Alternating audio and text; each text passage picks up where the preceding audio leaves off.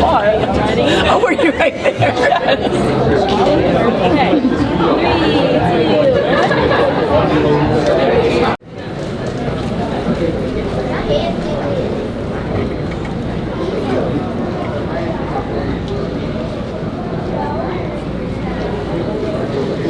2, 1. Looks like everyone needs to like go get food and I'm Get out of your way, bud. okay. Oh look, my neck's so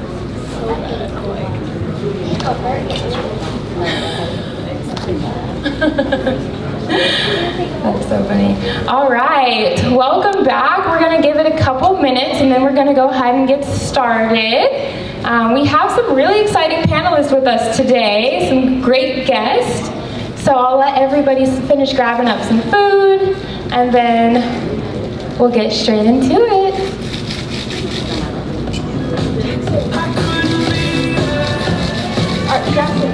Are you guys health? Today we are focused on screening for type 1 diabetes to promote early detection and improve long-term health outcomes. So for anyone new joining us, my name is Tiana Cooks. I'm the Senior Community Manager at Beyond Type 1. And I'd love to introduce you all to Anthony Alfredo, also known as Fast Pasta. Do they still call you that? Yeah, as long as it's not slow pasta. Okay, so with a name like that, you do some cool stuff. Anthony is a professional NASCAR driver known for his impressive skills on the track and his advocacy for type 1 diabetes. Competing in NASCAR's top series, Anthony has made a name for himself with his determination and community involvement. Off the track, he is passionate about supporting causes related to health and wellness, particularly in the diabetes community. Anthony, thank you so much for being here with us. Well, it's a pleasure. Thank you all for coming and supporting.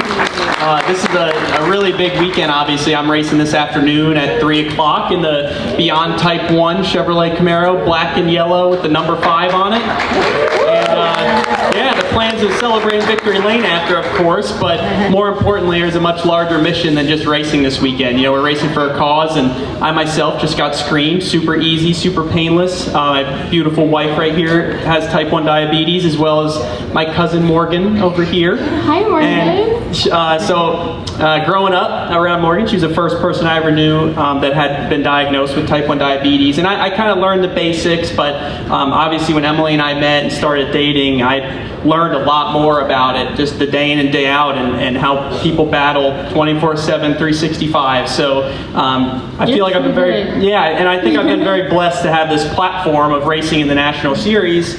And I just want to be able to utilize that to inspire people, help people, raise awareness. And I'm thankful for your support to be a part of this today and hopefully help you accomplish your mission. Yeah, you're incredible. And you already gave Emily the best intro, but I was also going to try to do that too. So Emily, you're equally as dedicated to raising awareness about diabetes and supporting the NASCAR community. Once Emily was diagnosed, together they started to champion to draw attention to type 1 diabetes, and this was accomplished by working alongside organizations like Beyond Type 1 to make a positive impact in the community. So Emily, thanks for joining us here. Thank you. Thank you guys for coming today. I have the most pressing question. How did you guys meet? You or me first? You. All right, so we met at UNC Charlotte. I was originally born in New York, grew up in Connecticut, but when I pursued my racing career, I moved to North Carolina because it's NASCAR's backyard in the Charlotte area. So I first moved there, I was doing high school online, and then went to UNC Charlotte to start pursuing an engineering degree like this guy wants to do over here. And I actually met Emily at school and introduced myself to her and just hit it off. And honestly, one of the connections was, I think I was one of the few people to know what her Dexcom and her insulin pump were. So there was just kind of like, you know, she gets a lot of questions about it, and it wasn't a question like, what's that? It was more of, which, you know, what brand are you wearing, or what kind of pump is that? So I was very specific. Like, she was like, he knows a little something. Yeah. Well, I introduced myself first. I didn't leave but it was just everything was super natural, and we got married in January of this year. So congratulations. Yeah, it's been the best year ever so far, but got my best friend by my side, and she just does a lot to support me on and off the track. That was like so cute. I'm crying. Is that the story, Emily? Yes, that's exactly it. That's amazing. I am so happy. Not just that you have someone that supports you, but he really gets it and he truly cares. And you could just tell, to be here just a couple hours before the race, dedicating your time to share about her diabetes is just amazing. So thank you. So that leads me to my next question, because as we all know, Emily, you live with type 1. So could you share with us what your diagnosis story was like? Yeah, surprisingly, I kind of remember it. I was actually 3.5, just under. My parents, I was throwing up, and I actually started wetting the bed again, which was not normal because I was already potty trained, TMI, but, and my parents actually thought at one point maybe I had strep, because strep was going around. I was really not feeling well and sick, and so they took me to the doctor, and we went home that night, and they got a call from my doctor to go to the hospital and pack a bag, and they went to the hospital, and I was there for a few days. I think I was 799 when I was first diagnosed. Oh my gosh. So it was crazy high, and luckily it did get caught, because that could have ended very badly. But yeah, it's been a while. Oh, thank you. I mean, how crazy is it that you were 3 years old, but that your blood sugar was that high? Yeah, it's crazy. Yeah, absolutely so happy crazy. that you got a timely diagnosis, kind of, yeah. That your parents were able to take you in after noticing your symptoms. And by the way, I still wet my bed when I was 17, and that's when I was like, something's not right. I wet my bed too many times this week. And it was weird too, because I wasn't just wetting the bed, I was having dreams that I was going to the bathroom. I was in a stall. I remember yesterday, I'm I really thought I was in a bathroom, and I wasn't. I was in my bed sleeping. So it's okay. 3 is a little more acceptable.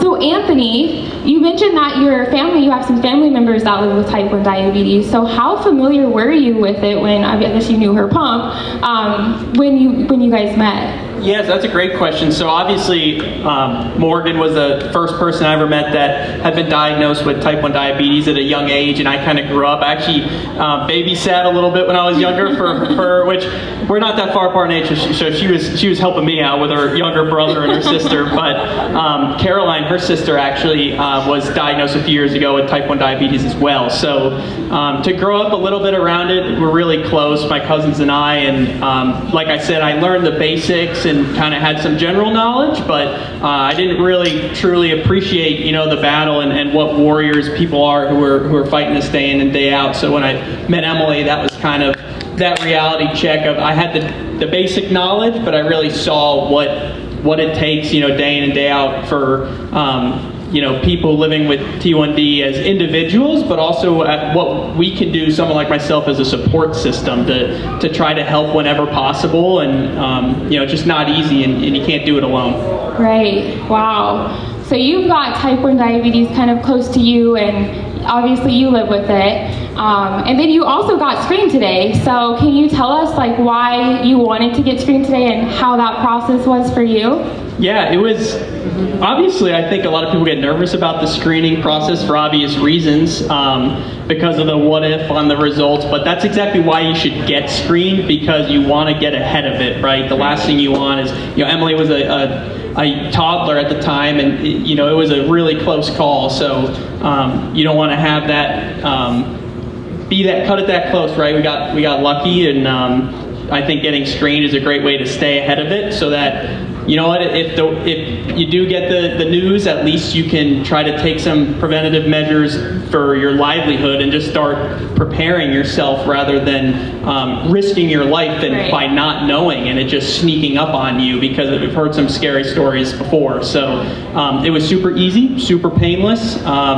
I obviously wanted to do it myself. My Aunt Karen did it. My friend Briar, who's helping capture some content today, did it. Really easy, really quick, and I think it's important to spread that message to people that they should do it, like I said, to stay ahead of it. And I think for us too, obviously one day we want to have a family of our own, and with Emily having type 1 diabetes, it's going to be important to, get our children screened. Right. Yeah, I mean, you said that you all have that connection too with your side, and then you've got type 1. And we talked earlier about some stats that you're 15 times, I guess, more likely when you have a loved one that has type 1 diabetes. And so it's so important that you just know. It's just good information. Dr. Robertson talked about how we're just equipping ourselves with knowledge today. And I like thinking of it like that. It makes it a little lighter and not as scary. But did you cry when you got your finger pricked? No, I was a man. I was a man. I was holding it in. It's funny because sometimes I'll have my little brother, like anytime he wasn't feeling good when we were growing up, I'd be like, we need to check your blood sugar. And I think I'm a doctor and I'm like, oh, it's good, it's at 90 or normal, lucky. And he's just like, I don't feel good. However, we did get my brother screened not long after I was diagnosed, and he came back with 1 antibody. And so we kind of just like blew it off, you know, and it was like good to know, but we think he's fine. And a couple weeks ago, he went into the doctor's, and I heard that some races are like 400 laps, which is, how do you keep count of how many laps like that you're on? So for us, a lot of the times you don't know exactly what lap you're on, but your spotter, we have radio communication. So I'll have a spotter up on top of the roof today. Visibility is really poor. Like, you're using a lot of peripheral vision, but you can't really turn your head in the head surround. It's so tight, just for safety reasons. So your spotter's kind of telling you where other cars are on track, feeding you information like what lap you're on. Hey, there's 10 laps to go, 5 laps to go. That's when the intensity starts ramping up. We also have stage breaks. So at the end of the first 2 stages, he'll let me know, hey, the stage is about to end. You get bonus points if you finish a stage in the top 10. So there's just a lot of information him and my crew chief are feeding me, and I'm just listening to. The only time I talk really is to tell them how the car is handling and what adjustment I would like them to make to help the car handle better. So there's definitely a lot going on inside the cockpit, and it's definitely a lot more than 1 lap for sure. It's a long race. You have to be patient. You're not going to win the race without surviving until the end and having a shot. You just got to position yourself well for that last lap, because that's the one that counts. That's the one that counts. I have so much respect for you. I was concerned that your hands might be cramped, but it sounds like you have other issues. I'm not even joking. When I was taking my permit test, or my driver's test, I failed my permit test. I never got my permit. And then I was taking my driver's test, and I got so tense that I was like, literally thought I was gonna pass out. My shoulders are hurting. Yeah, my rookie seasons, I definitely put myself through the ringer a few times by being way too tense on the wheel. I'm like, I gotta loosen up, and it just comes with confidence and experience. You're nervous your first few races, you know, but now I've kind of learned what I need to do during the week to train and hydrate and you know, manage the environment. But every situation is so unique in racing. Like, no race is the same, no lap is the same. You're always in different situations. So the more film you study and data you look at, the more prepared you are for what you might face. And the races that are longer are tough. You know, Martinsville Speedway, we run 500 laps, so that's a long race. It's pretty grueling, especially with those temperatures I mentioned in the cockpit. Fun fact, the most weight I've lost in a single race is actually 12 pounds, just of water weight. That's how much you sweat when it's that hot. So there's a lot that goes into it physically, and when you start to feel tired or fatigued physically, you start to fall apart mentally. It's kind of like, I guess, if you were having a low or you don't feel right, you're not in the right state of mind. So it's challenging to manage all of that for sure. That's a great correlation. We're just as cool as NASCAR drivers because we have to battle those. No, that's actually really great. And like I said, I have a million questions, so I might have to grab you after this because I'm still so fascinated. I'm so inspired, and I can't wait to watch you race today. But I want to give the audience maybe 1 or 2 questions if anybody had questions to ask Anthony or Emily before we close out today. Yeah. Who was your favorite race car driver when you started doing your racing? Favorite race car driver when I was growing up? Yeah. So Dale Earnhardt Jr. was my favorite growing up. My parents were big Dale Earnhardt Sr. fans, so I grew up a junior fan, and I actually kind of got my first break for him. I drove for his late model team in 2017, the year before Emily and I met, actually. Won a couple big races, and that opportunity kind of helped put me on the map. So it's kind of cool, my childhood hero. I got to drive for him and win some races, and it helped propel me where I'm at now, because I'm still a fan at heart. Every time I drive through the tunnel or walk into the track, I'm just so fascinated and thankful I get to do this for a living. I feel so blessed. So So it's really cool to be one of the few guys who gets to do this for a living. I certainly don't take it for granted. That's amazing. And great question, by the way. Look, we have a couple more questions. We'll go to Megan. What's your question? Yeah, what's your favorite color? Today I think it's beyond Type 1 yellow. We'll definitely see your car on the track. I'm so excited. Okay, Jackson, what's your question? Have you ever crashed? Unfortunately, too many times. Has he ever It kind of crashed? comes with the territory. Yeah, it doesn't, we're racing so, like today you're going to see an accident at some point. Unfortunately, just with the speeds we're traveling at and how easy it is for an accident to happen, it's inevitable. You eventually get caught up in one. Not even just with other cars. Sometimes it's just the speeds we're going, it's really hard on the equipment, on the cars. Like this is, you as an engineer, you'll learn, there's loads and stress on every part of the car, and sometimes those parts just give out, and you have an accident, maybe even just blow a tire, and it leads to an accident. So it comes with the territory, but I'm thankful there's a lot of safety innovations in the sport. I've had some pretty gnarly looking accidents and been totally fine. So I'm definitely not scared when I get in the car. I feel plenty safe. Oh, that's good. Great question, Jackson. I didn't want to ask that because I didn't want to ask. But I think it's a great question. That's usually the next question. Does it hurt? Yeah. Yes, we have room for one more question today. Anybody else have any pressing questions? Okay, I'm sure you might catch Anthony after this before he heads over to the race, but we do have to wrap up, so thank you both so much for being here today, for sharing your story, and for spreading awareness about the importance of early screening and detection of type 1 diabetes. Thank you all so much for joining us at this amazing event, for welcoming us to Atlanta. We can't wait to see you all out on the race car track today, and go Anthony! Thank you all. Before we head out, we do have